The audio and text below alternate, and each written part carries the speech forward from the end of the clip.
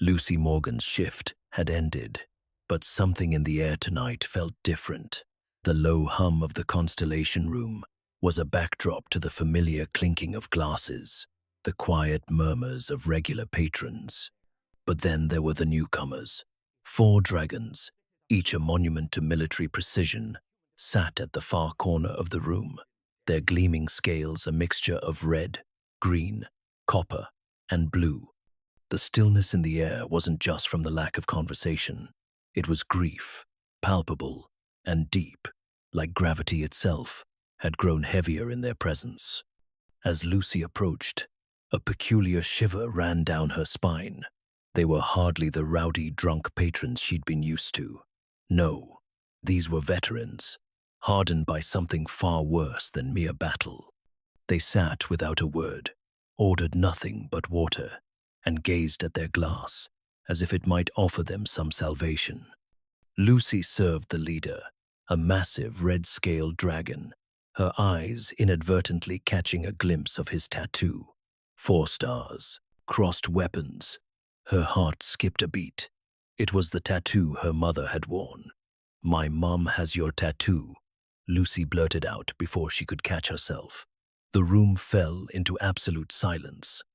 The air felt thick, stifling. She looked down, fumbling with the apron strings, but it was too late. The damage was done. The red dragon's hand trembled, his eyes ancient and haunting locked onto hers. "What did you say?" His voice was low, breaking. Lucy froze. She pulled the worn photograph from her pocket. Her mother, Rachel Morgan, stood beside younger versions of these same dragons, each one with that same exact tattoo. The truth tore through her, and in that instant, the world shifted. The dragons, once so immovable, so poised, were now mourning soldiers who had lost their anchor. Kravik, the leader of the Legion, didn't know what to do. The words that had escaped Lucy's lips were a shockwave. Sara, the blue-scaled dragon, wiped away tears. Nara, the young warrior, trembled with the weight of it all. And then there was the medic, Thera, who looked at Lucy like she had just brought them back to life. "We thought you died with her," Kravik whispered, staring at the photo. "We searched for you all these years. We thought you were gone." The grief in his voice was like a deep echo of a long-forgotten war. Lucy tried to comprehend what she was hearing. Her mother wasn't just a civilian pilot, as she'd been told. No, Rachel Morgan had been a psychiatrist, working with the 4th Deep Space Legion. She had been their anchor, their emotional lifeline, a presence that kept them from tearing themselves apart during the darkest years of the Void Border Wars. It was humanity's gift, they explained, that had kept these mighty warriors from falling into madness. She wasn't just a survivor, she had saved them all. As Kravik continued, the weight of the secret began to sink in. "She saved our lives, over and over again," Kravik said, shaking his head in disbelief. "When we were ready to give up, your mother was there. She made us live. Not by fixing us, but by simply staying." The truth felt like a heavy mantle settling on Lucy's shoulders. Her mother, a human, had been the cornerstone of their survival. And now, the very creatures her mother had saved were asking for her no, needing her to help carry forward that legacy. Back in a quiet room, the air still heavy with the gravity of the revelation, Lucy tried to process everything. Kravik, Sara, Thera, and Nara were no longer just strangers. They were soldiers who had survived the impossible, who had fought and bled beside her mother. The conversation shifted, and with it, Lucy's world began to unravel. She learned of the deep, unspoken truth. Her mother's death wasn't an accident.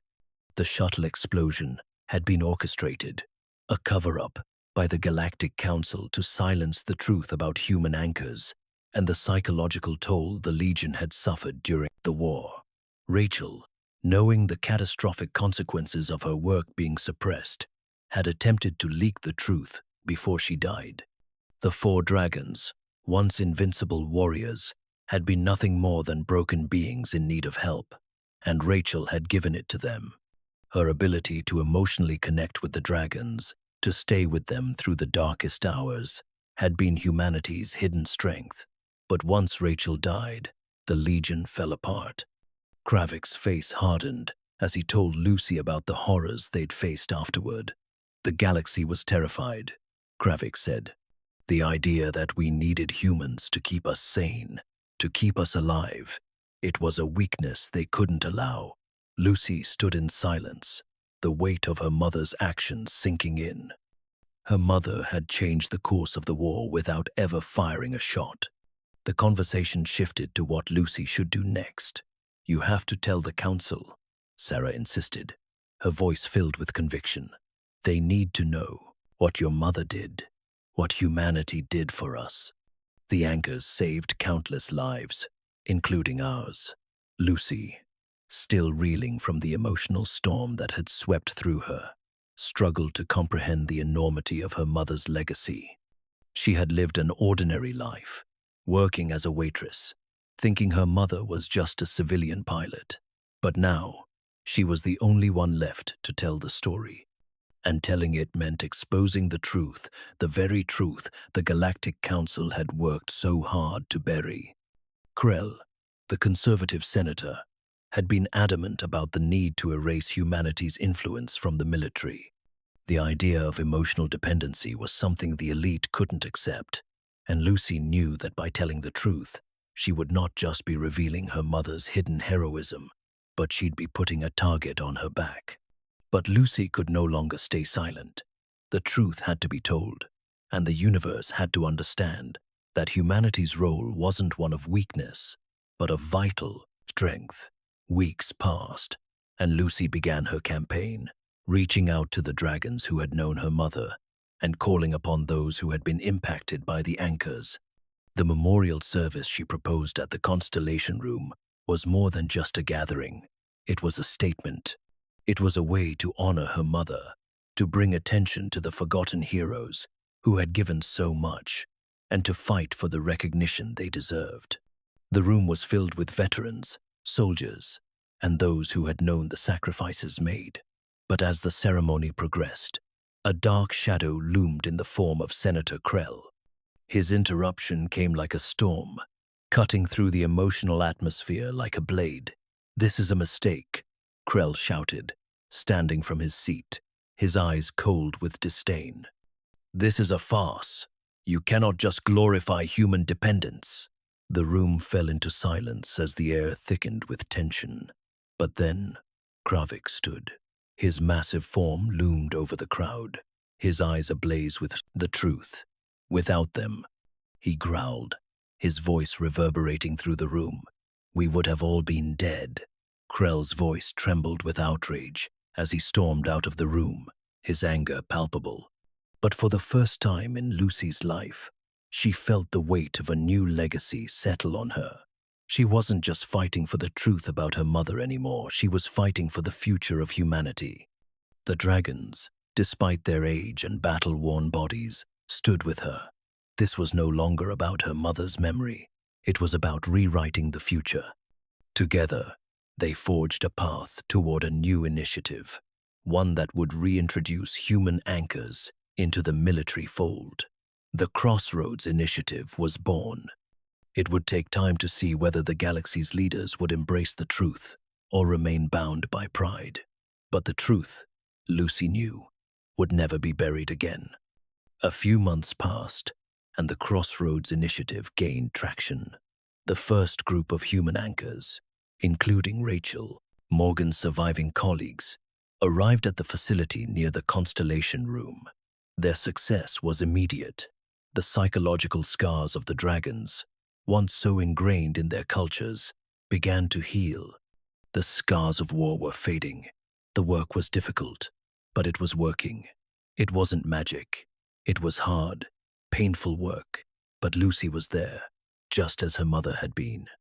One evening, as Lucy sat in a quiet room, a young dragon, Corporal Finn, entered. His eyes were full of doubt, a warrior's skepticism.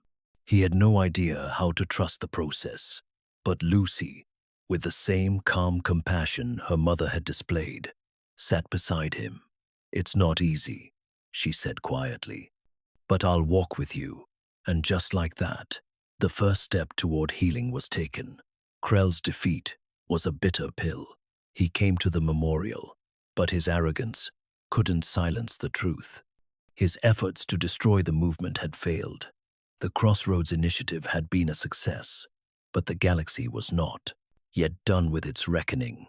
6 months later, the first true generation of human anchors stood ready. Lucy stood before them, now a leader not just of the program, but of the movement her mother had set in motion. The work would never be finished, but the world was a little lighter, a little brighter.